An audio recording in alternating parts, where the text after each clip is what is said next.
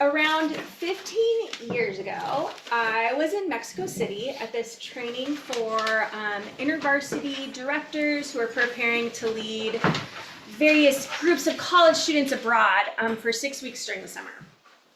So I was at this training, and it was in the evening after a full day of work, and I was in this small group, and we were just kind of going around reflecting on our day. I was with 5 other leaders, all whom I had only just met. Like, I didn't know any of these people. So we were going around talking about how we're doing, and the director of the entire training happened to be in our small group. And after a few minutes of people sharing, she suddenly said, I feel like someone's holding something back. And I feel like someone needs to confess something. Yeah. And we all got very uncomfortably silent. And my brain, like, I was just like flooded. Like, I was like I just felt very freaked out. And I kind of just felt like there was this spotlight on me. Like, I just had all these thoughts. Like, is she talking about me? Am I supposed to like share some deep sin that I have? Like, that I'm insecure in my leadership, or I struggle with body hatred, or I'm jealous of like one of my coworkers who's having a lot of success in ministry. Like, am I supposed to share these things with like strangers? And as I sat there, God started feeling very threatening to me. Was he pointing his heavenly finger like on me, shouting, confess, like confess to these people? Was he displeased with me in some way? And this was my chance to repent. And if I didn't share with this group of strangers, would he take away his like leadership from me? Like, was I not supposed to be leading these students over the summer, right? Was I a fraud Christian? Everything that I believed about grace, that I was like struggling to believe about grace because I was like in my early 20s, all of that like swiftly flew out the window. And I just felt trapped, and I felt like I was being judged against like this huge list of do's and don'ts, and I wasn't sure where I stood, and I just kind of felt like, is God mad at me? Like, I don't even know. It was very uncomfortable for me. And thankfully, somebody finally shared something. I don't even know what it was. I remember it being kind of like, I think this person's just sharing this so that we can get out of this awkward moment. So I don't even remember what they shared. The point is that 15 years later, I still think about that quite a bit. Probably once a year, I find myself like coming back to that moment where I just felt so trapped. If you want to freak Deanna out, just walk up to her and be like, confess. Yeah, totally. No. Yeah, or no, more do it in front of a group of people. That's why I'm like, oh my God. Okay, but this all like 15 years later, I'm still thinking about this, right? Like, that's how paralyzing guilt can feel in a spiritual context. So honestly, when I saw the beatitude that I was supposed to teach on tonight, I was like, can I have another one? Like, I don't want to do this one. And it is, blessed are the pure in heart, for they will see God. And I know that words like pure and purity are pretty loaded, and they can bring up strong feelings and bad memories. And maybe you were made to feel like God was angry with you, and you still have traces of fear within you, like I do. Or maybe it stirs up these natural tendencies for some of us towards like unhealthy legalism, like perfectionism. Like, I have to check all the boxes. And maybe it brings up anger and fatigue. Like, I've been hurt by purity rhetoric, and I just don't even want to deal with it. Like, I'm done. So this week, I've had to wrestle with a lot of these feelings, but I've spent time dwelling with Jesus on this beatitude, and I've also sensed thankfully, a lot of love and comfort. And so my hope is that tonight we can come away with even more love. So I'm going to pray for us, and then we can start talking about it. Jesus, thank you for tonight. I pray that you would help us sense your presence. I pray for good conversation and joy and love. And some of us are probably tired or overwhelmed, distracted. I just pray that you would make more room and our brains and our hearts to receive from you, and just pray that we would feel more of your love for us tonight. Yeah. Pray this in your name. Amen.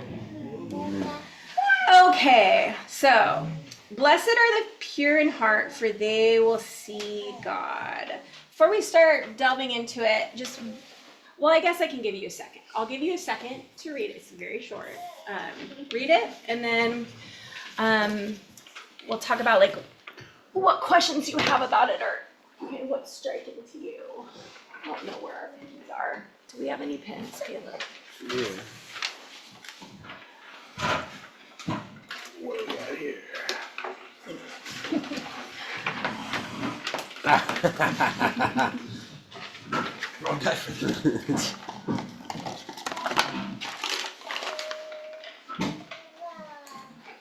Oh my god. Yeah, it's not gonna just take a hit. Here. It's because our kids, probably.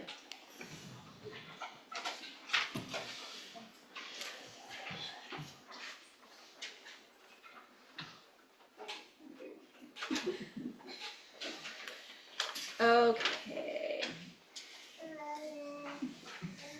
So, what strikes you about this beatitude, or do you have any, if you have questions, I can write them down and we can incorporate them, but what sticks out to you, questions, observations?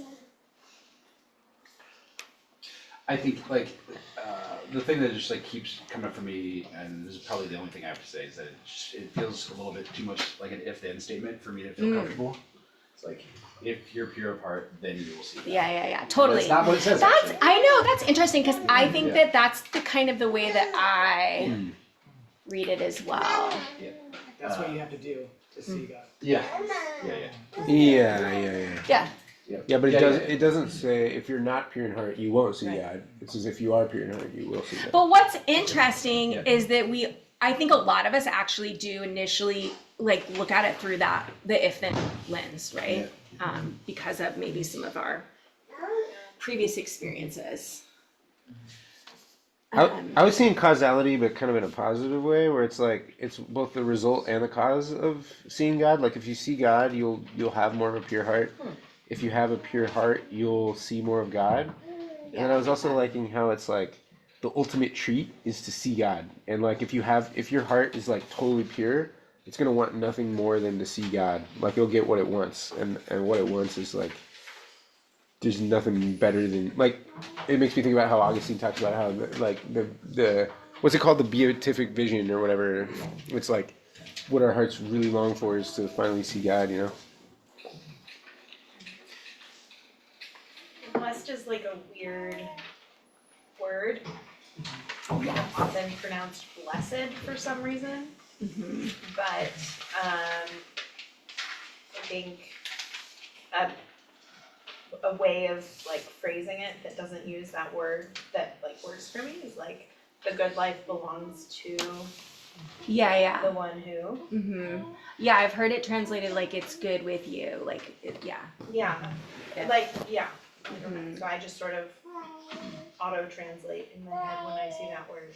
Yes, because definitely blessed it's like- has like some negative connotations as well. Anything else? I guess I'm actually just kind of questioning what does it mean in this context to be pure in heart? What does that Yeah, what does it mean? totally. Yeah. Yep. Well, and maybe kind of with that in mind, I just like looked up quickly, because again, nerd, but like, are there different translations? Like, do different like versions translate it differently at all? see? I looked at a bunch of them, and you know what they all say? That. Pure in heart. And so like, I'm glad. well, and shall see God. I mean, like there's like So zero see difference God. Yeah. in how English translates it, and like basically every version I looked at. So to me, that's also doubles down on like, okay, so we really gotta like. Yeah, there's something particular Yeah. about this phrase that like. This word is not really in question. Yeah. but- Yes, So that's I'm with you. interesting. Anyone else?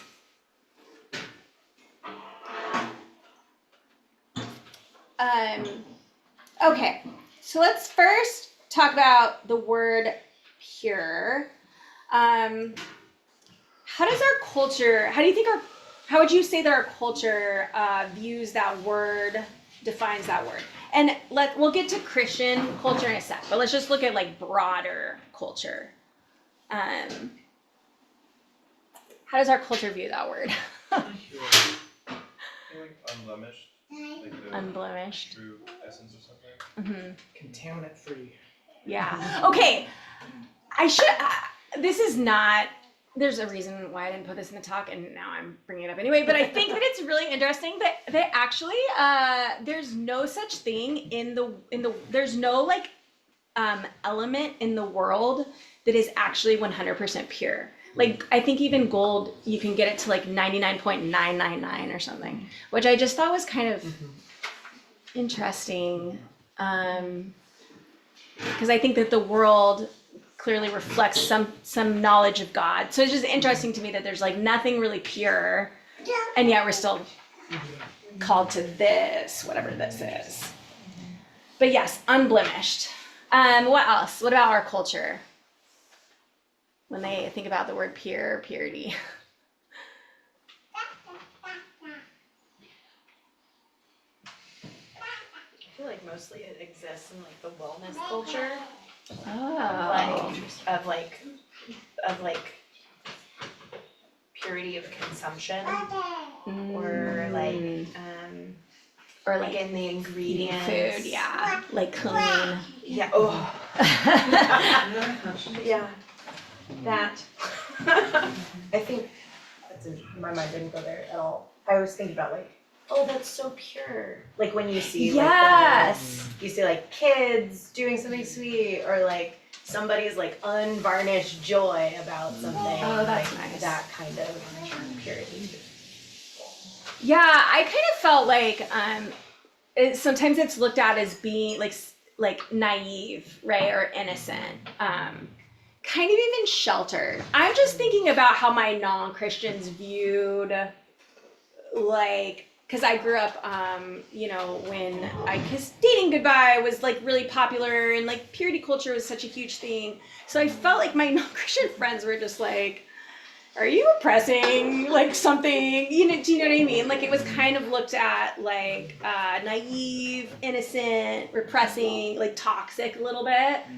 And then sometimes I feel like maybe it could even have like condescending connotations, like people that are trying to be pure, perhaps like, kind of like looking down on other people. I don't know. Any other thoughts? Yes. Yeah, so like pure, I mean, I think for a lot of people has baggage because it's like almost a competition. It's like Yeah. you as pure, or like it's. Yeah. But I actually don't think it's a super obvious translation. I was interested in like that conversation over there because like every translation has the same thing. It seems like that's where we get the word catharsis, which is like an outpouring of emotion, like getting all your emotions out. But it seems like there's room for other things than just like. Wait, when you looked Completely up the Greek definition, it said something about catharsis. Well, Is that that's what what you the word is, yeah. Pure? Yeah. Well, sorry. It's related to where the catharsis, that's where we get the word. It's Catholic. That's really interesting. Yeah. Well, Catholic, yeah. yeah, in some ways, I guess that makes sense because, like, when you think, it's like getting out all the impure, like getting out the stuff, so being cathartic. I think there's also like baggage that gets attached to the word as far as like purity being used to like shame people, Yes. like in Christian communities. Yes, let's talk about Christian culture. Because some of us probably have some baggage. I don't know. Maybe you don't. I don't know. I feel like I did.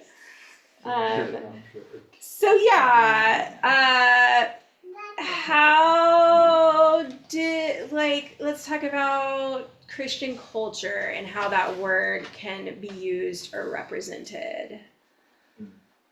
What do you think? I think too often throughout history, it's been used to mean perfect. Yes. Yeah. That is interesting. Because I think too, I would equate that subconsciously in my head, those two are the same, but they're actually pretty different, right? I mean, like, yeah. I correlated value with purity as a teenager. Like how, like the more pure you were, The more that. valuable. Oh yeah. Yeah, because like some of it's us. like you dilute your value by being impure. Or whatever. Well, some of us actually were taught that purity was something that you could like lose forever, right? I mean, hopefully none of us totally grew up in that kind of toxic Christian environment, but I know that those environments are out there. Like, so if you have sex before marriage, you're like a used piece of tissue paper, right? That's forever gross and damaged. Damaged What? goods. That you're damaged goods. Yeah, right? you're That's damaged the good. idea, you know, like a can of pineapple chunks that hit the ground and now has, you know, Event in the and now is exploded. That's what comes to my mind.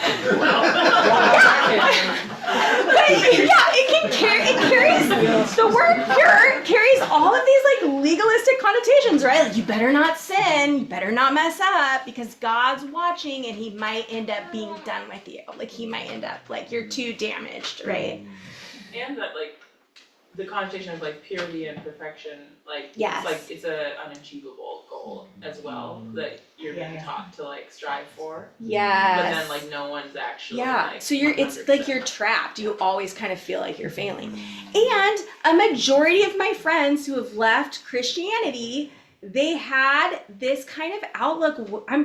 They had this outlook weighing on them, right? They felt like they were trying to follow these rules of purity, of like right living, but it didn't feel like a blessing at all. And instead of seeing God, they were becoming more uncertain of God's presence, and then just certain that God wasn't real eventually, right? Like that is what happened.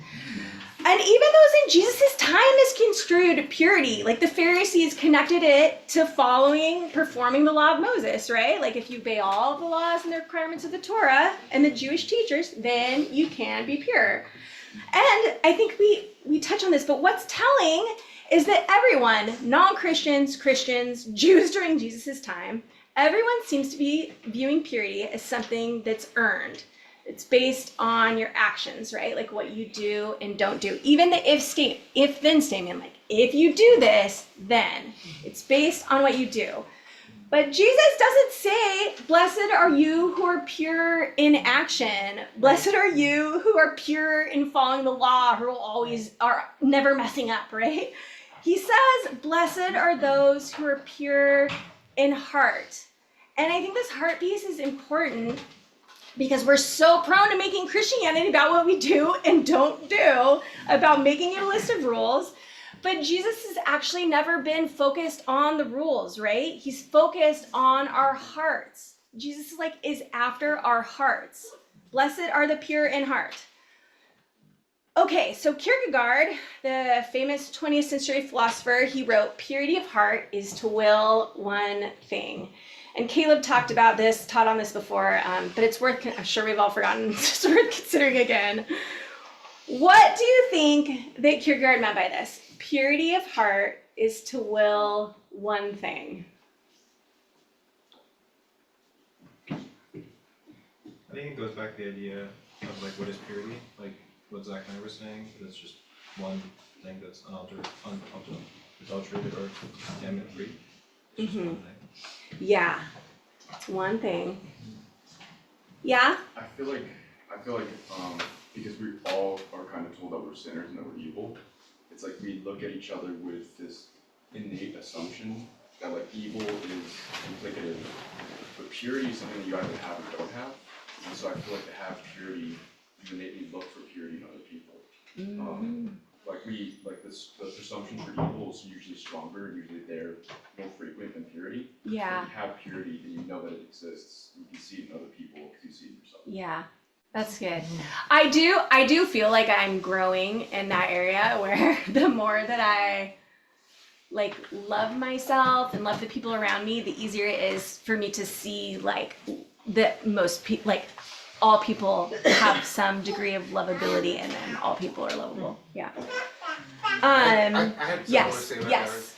Like, I Purity think of about- heart is to will one thing. Yeah, like Kierkegaard talks about how multiplicity of heart is to will lots of things at the same time that are kind of conflicting with each other. And like, I feel like when I'm in the flow with God, it feels like as long as what I want is what God wants, then the day can be simple.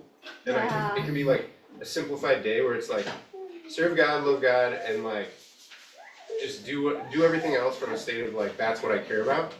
Then I don't get as hooked by all these other desires, whereas like multiplicity of heart is like, I want this, I want that, and I'm stressed. Like, And that's you're, where my well, brain- because your heart's getting dragged to all these different directions, yeah, right? yeah. Yeah. I see it as like a consistent act of repentance through the impure thoughts, the impure desires. It's like a consistent reflection. Oh, what am I doing right now with that? And just surrendering that to the Lord and making that your. Yeah. Does Yeah. that make Yeah. sense? Yeah. Like it's a constant refocusing, Yeah. right? On God. Yeah. Yes. Okay, so trying to tie together that Kierkegaard thing with some of the other, okay, so, all like, that word pure, like, every use of it is about getting things out. Like, it's not, like, that word of pure is like, when we think of it in English, it means like not letting things in. It's like not letting anything in, and I think that's where the baggage connotation comes from. So like if it's like the getting things out, it's like getting out like the parts of our will that are Yeah. just like dragged all over the place, wanting other things. It's like, no, just getting those things out and just having a will that's focused. Yeah. Yeah. I like that. In ancient Hebrew culture, the heart was thought, and I still think, well, for me personally, the heart was thought to include the entire interior life of a person. So the feelings, the mind, the will were all part of the heart, right? And so being pure of heart, it's kind of what, yeah, it's like that all of who you are, your heart, your will, your mind, is focused on one thing, right? It's like a magnet pulling towards its matching magnet, or it's like the salmon that's trying to spawn up the river, and so it's just so focused on getting up the stream. There's no dueling ambitions, right? It's just a constant, I think of like a horse with blinders. You're just constantly like refocusing on God. And so Jesus is saying, blessed are you when you set your heart, your mind, your will, all of who you are on me, right? Like focus on me. And like and I will help you, but like let all the other like distractions like, yeah, flow out. Catharsis. So if we define purity of heart as focusing our heart and our will on Jesus, rather than following a list of rules, like trying to get everything right, how does that, maybe this is a dumb question, but how does that feel different to you? It's kind of like. Heart-centered, it's not just like mind head-centered, a bunch of rules. Yeah, I like that it's heart-centered. I think there's like a directional element to that. It's like what are you moving toward? More than a like. And what are you moving towards? Right. Do you like? Right. What direction am I moving, and what am I moving toward with intentionality? Well, yeah, and I would argue too that you're moving towards Jesus, who is a real person, a real being, someone that wants to have a real relationship with you, right? Which is just so much different. Like, so I'm gonna like purity of heart. I'm gonna focus my eyes on Jesus, and I'm going to engage with him, and he is going to engage with me. And it's like Caleb was saying, like maybe they're reciprocal, or like if I focus on God, I'm going to see him, and then I'm gonna see him, and then I'm gonna be more focused, more pure of heart. But it's important to remember that it's like turning your eyes on a person. It's like Jesus, right? It's not a list of rules. Like I was saying earlier, like Jesus wants our heart. Like he's the one that we're looking at and engaging. It's not this inanimate list that we've already touched on this, like none of us are gonna be perfect. That's why this can be so damaging, right? Well, and sorry, Yes, can I no, add go. one Yeah. other piece? Like, Yes. I think you're saying like, what's the difference? I think the other thing that I hear in that, and the reason I say like a direction, is like, okay, if I'm walking to that car, like, I can go this way. I can kind of go this way and I can still turn and get there. I can go this way and but even if I have to walk around people, even if there are other things happening, like I can be walking towards that car because I know where I'm going. Whereas if it's just a list of things, then it's succeed or fail, Yeah. succeed or fail versus like, am I going in the direction toward, the one my soul loves? Yeah. Right? Like if I'm going in the direction of that, then like it's okay if I take a couple steps to the left because I still know where I'm going because it'll self-correct. If Yeah. it's not like a succeed-fail dynamic, which I have no room for. Zero in my Yeah. mind. No room for a succeed-fail like Mm-hmm. version of Christianity. Oh, yeah, just like on your earlier point about like trying to be pure, I remember you were like, I was in the bathroom when you were mentioning, I overheard you saying like there's no element that's like 100% pure. And I was just like thinking about like, Jesus, like he drank wine and he wore clothes. And like wine was like something that usually people use to like get drunk. And like wearing clothes was something that we use to cover our shame. And so it's like, and we know that Jesus is perfect. And there's like a lot of like theology about this, about like if Jesus was just like, a human who had a touch of the vine, or what if he was like fully man and fully God. And like he definitely was fully man. And even still, like he was pure and he was sinless. And so like I think it's interesting to think about it that way. Like John the Baptist, it says that like he was he wore like animal clothes, or like he like wore animal skin, and he would like eat honey and like crickets, right? Like that's in our definition of pure. He's the most pure. Like he was a Nazarite. He never drank wine, never had any sort of sexual morality, right? Like he was eating bugs.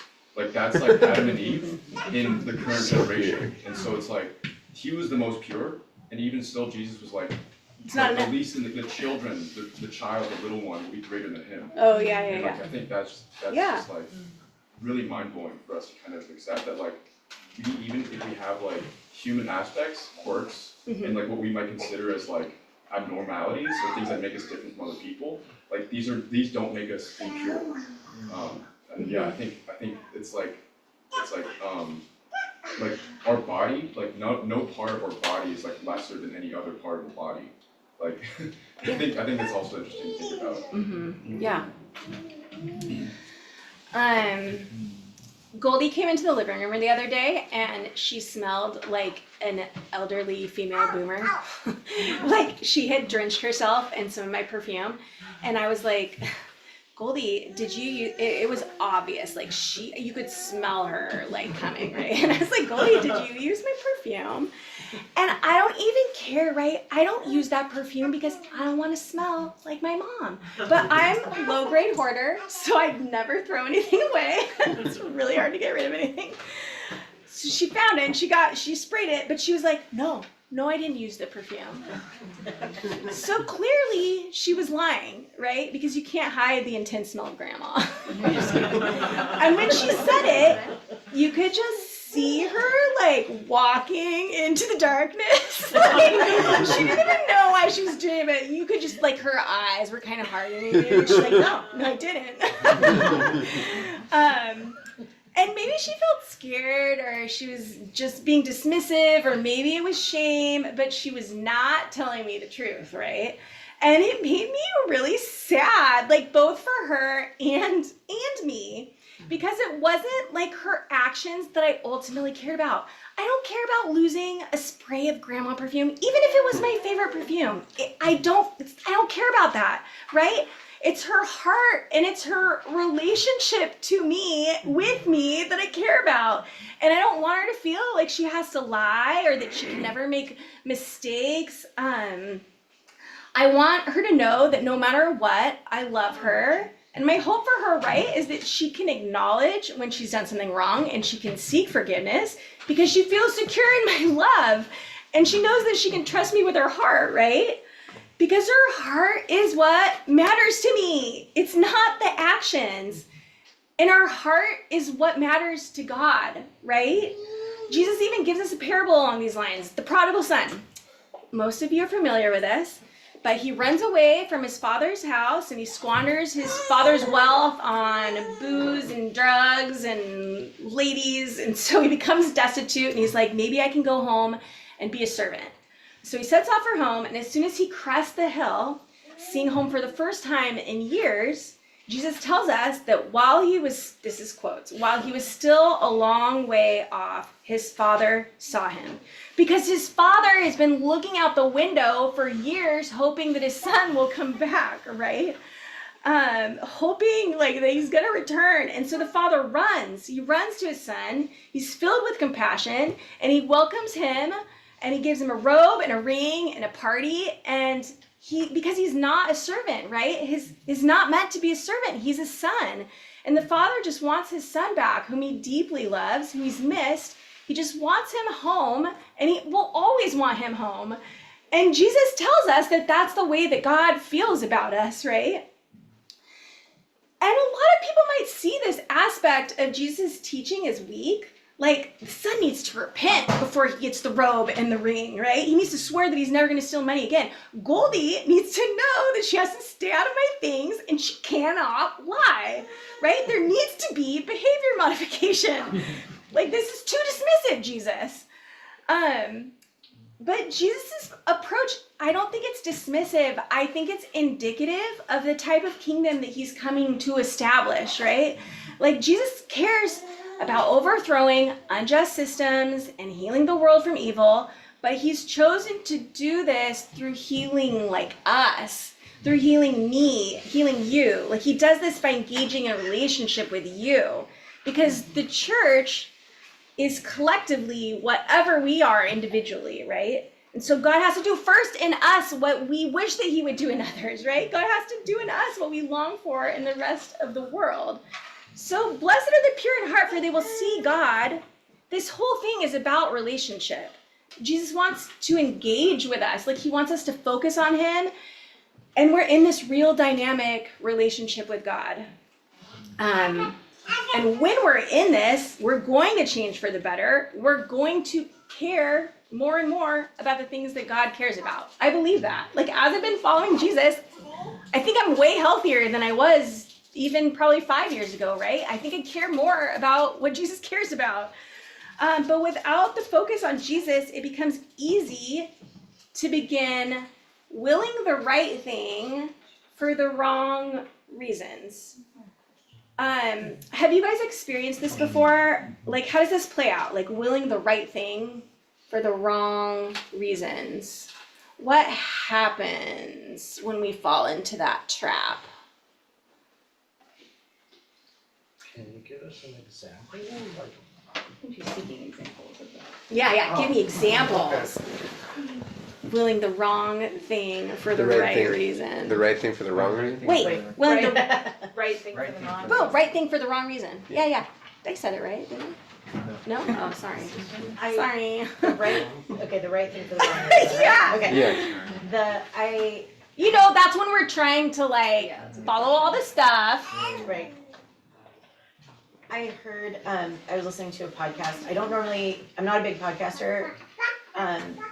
But this one I listened to once, and then I was like, oh my gosh, I need to listen to this one again. Like, it just really was hitting me. But the guy said something about he was talking about his I think it was his dad had grown up in like a scary kind of holiness tradition. And he said the difference was, he said, my dad was always willing to give his life to God. Because he said, and that's the difference. He said, you can, from a place of fear, you can give God your life. You can, and he's using multiple metaphors, but he was like, you can give God your life, and give everything that you have. He said, in a marriage, you can give this person, your life, you can even go to bed with them, but like, these are his like exact words in my head, but he said, but that isn't you giving them your heart. Mm-hmm. And there's a world of difference Yeah. between giving, giving obedience to God, Yeah. from a place of fear without actually believing, knowing who God is, which is love, and giving, like, trusting him with your heart. That's good. Yeah, like I can like make Caleb lunch because it's like the good thing to do. But I think over time, if I'm just doing it because it's the right thing to do, he's gonna notice that maybe I'm a little bit bitter or like giving him a crappy sandwich or, do you know what I mean? Yeah. You'll resent him for making him sandwiches. You'll make him sandwiches and you'll resent him for it. The first thing that comes to mind. Yes. Did he just say that I don't make you lunch? Yeah, I know. Is like, serving or giving to the disadvantaged, to the marginalized, with this kind of view that those people are inferior. Yes! And as opposed to like inherently valuable and like people to actually learn a lot from and add to this like universe of your brain and like culture. Yeah. Sort of. Oh, I totally had that. I have that written down as an example. Yeah. Yeah, like how, like giving money, I think people in Seattle do this all the time, like giving money to fight homelessness, but still harboring a ton of bitterness for the homeless community that's like in the park across the street, right? Then They it's calling not. it. Everybody calls it in. Yeah. Yeah. If it's near their house, you know. Yeah. Can I say Mm-hmm. I think that like, the two greatest commandments, like love God. To love God is to obey his commandments, and the second one is to love your neighbor. And it says like to seek God first before anything else. I think like it's hard to it's hard to do the right thing with the wrong reasons. I think if you trust in God, because God works in ways that you don't understand. So like I think that's what it means to have like act in faith, is that like you just follow his commands and then you do what's in front of you and then things just work out. And I think we see that time and time again with like all these biblical figures where all of them disobey him first and then bad things happen. And it was just about like having no reverence for his authority that he declares with his commandments. I think when you forget who God is, that's when everything falls astray, even if you have the best intentions. And so, yeah, I feel like you see with like Paul, I think it was like Paul and like Barnabas and like another, like they were about to go on missions trips. And then like Paul was like, I'm not gonna take this guy. Like he went on the last mission trip with me, he quit halfway through, I'm not gonna take him. And then but then Peter I think was like, well, we'll give him another chance. So like they went on two different mission trips. Paul went, I think, with somebody else, and then like Peter went with the guy that Paul rejected. And they both had very successful mission trips. Like which one was right? It didn't really matter who was right. Like both were right. Paul made a really good point, but Peter also gave him a second chance. And both I think reflected like the love and mercy of God. And that like he was hard, but he's also merciful and gracious enough to give second chances. Yeah, apart from relationship with Jesus, I think it's just natural. Like if we're trying to be Christian, but we're not actually hanging out with God, I think it's easy to start focusing more on the appearance of our spiritual lives, right? Like showing up at church, like check, like doing quiet time in order to earn something from God, giving money to the homeless people, but still totally pissed. Like on the outside, it looks like we're doing the right things, but on the inside, we're doing them for the wrong reasons and we're totally disconnected to God, right? One of my friends who isn't Christian anymore, I think he was hammered by this. He took a low-paying ministry job for 5 years while his student debt ballooned out of control, like $100,000 it probably was even more than that by the end. In part because he felt like he was like checking the Christian box, right? Or he felt like he had to like check the Christian box. But he had little community. He was in a really hard marriage, which I think was another like checking of the box for him. And he had no money. And so, of course, he ultimately felt like there were all these Christian rules that he was having to uphold, but they were making his life completely miserable. And it just made him more and more disconnected to Jesus. But Jesus actually didn't need my friend to sacrifice his financial stability for ministry, right? Like, Jesus didn't need my friend to get married to the good Christian girl. My friend, like, he forgot, and now he can't believe that Jesus wasn't actually after his behavior modification. Jesus was after his heart, right? Jesus wanted a relationship with him. So some of us can swing to moralism, doing the right things for the wrong reasons. I think some of the others, or sometimes it's both, but some of us swing to repression, right? Like some of us, in a desire to pursue what's pure, we actually push down like what we really want, like our desires, and we deny that they even exist. But the problem, and I think we talk about this a lot, but the problem with repressed emotions, desires, is that they don't go away, right? And so often we try to like keep them down, smother them by like, in the worst moments, like abusing alcohol or turning to food or TV or relationships, and we try to push down into the dark what can actually only be wrestled with in the light, right? And so we start to feel more isolated and alone and bitter. But Jesus doesn't want us to suppress our desires because he already knows what's in our hearts, right? And he can handle it. And he can handle our anger and our frustration with unmet desire. But he wants you to see him, right? He wants you to wrestle with him, and he wants to carry your desires with you, and he can grow your desires even bigger, and he can put new desires in our heart.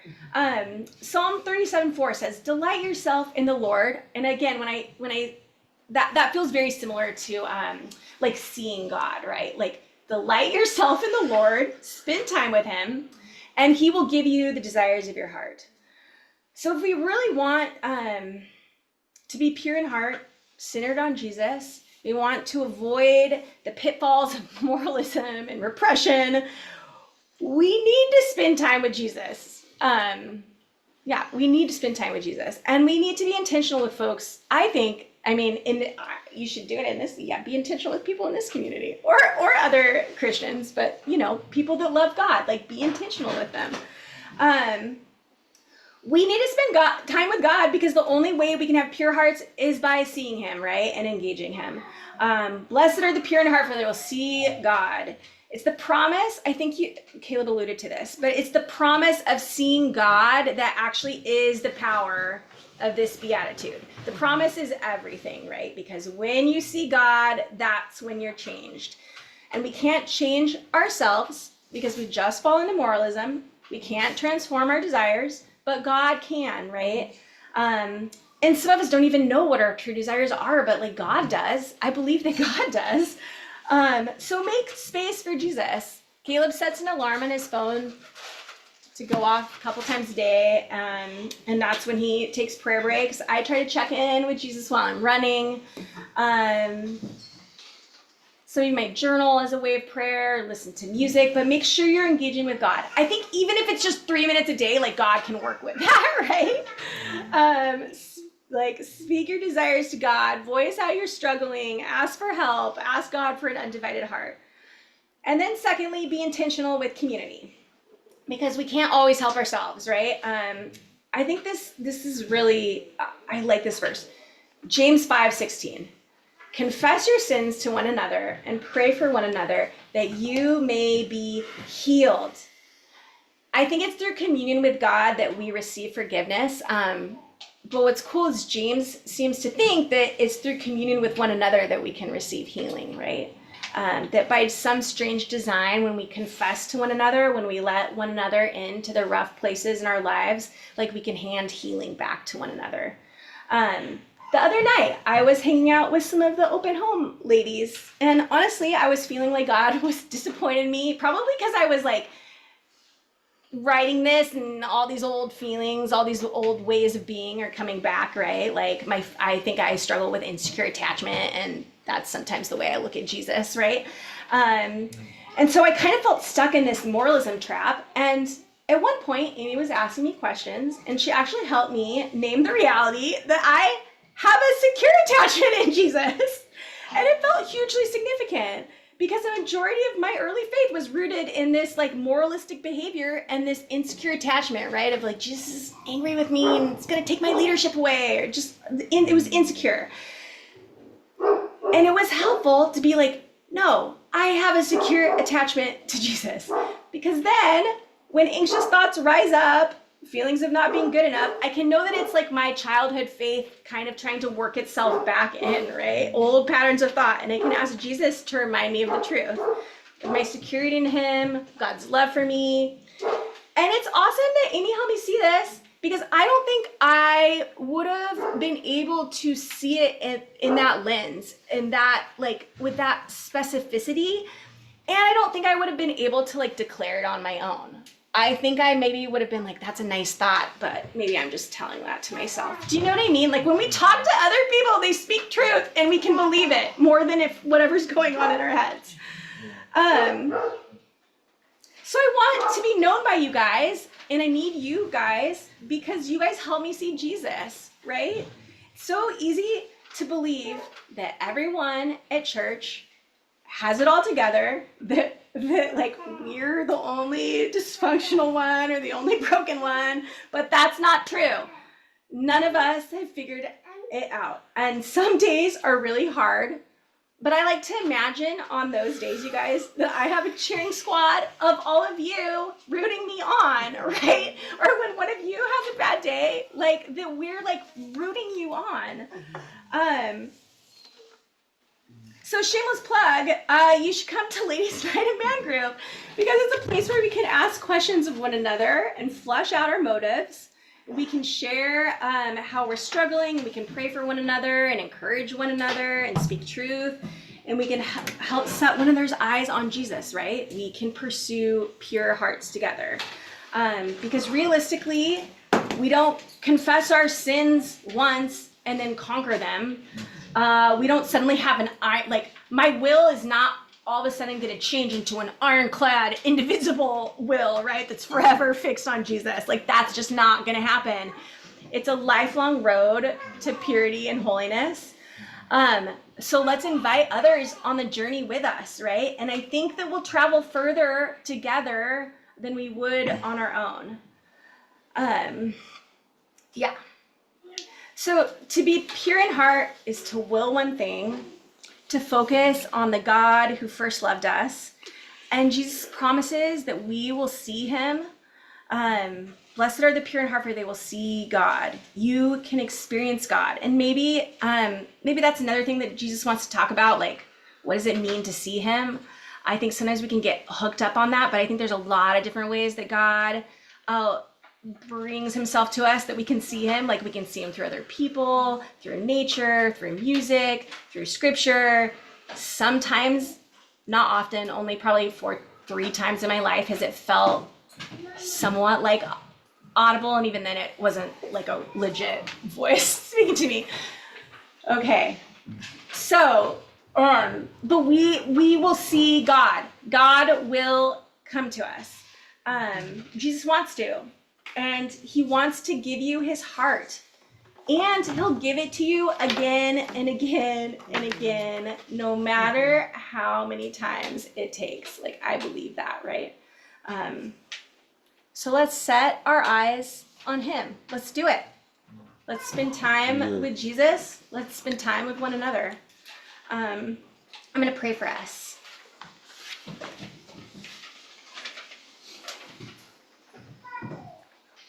Jesus, we want to see you increase that desire within us.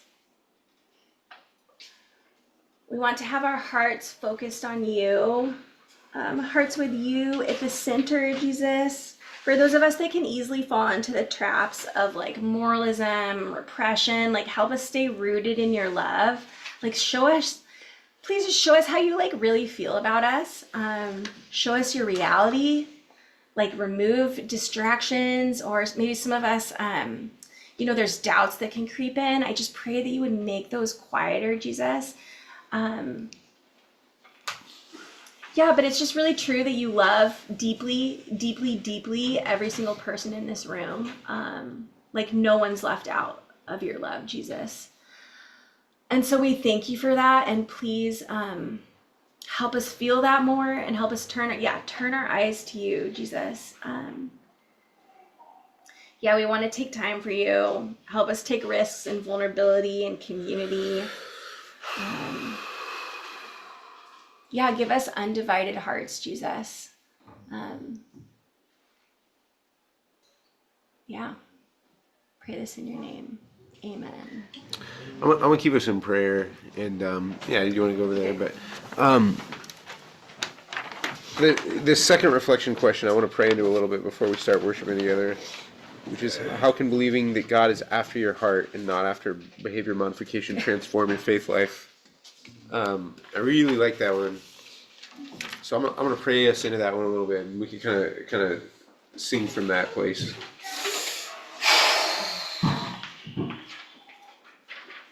Yeah, God, help us to see that what you want is us, not anything that we can do. You don't need anything from us. There's nothing we could give you. Everything is yours. And you just want us, God. So, the only reason that we need to not sin is because sin is a way that we want something that isn't from you and isn't good and doesn't give us you. And what we really need is you, and we really need our hearts turned on completely. And we want to stop killing our own hearts and killing our own desires and longings, because what we really need is you, God. Help us to see you. That's what a pure heart is to see you, God.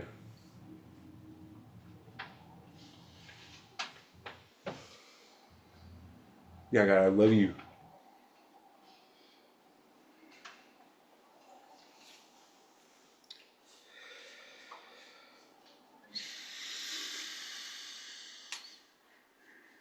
Yeah, so we ask for your heart, God.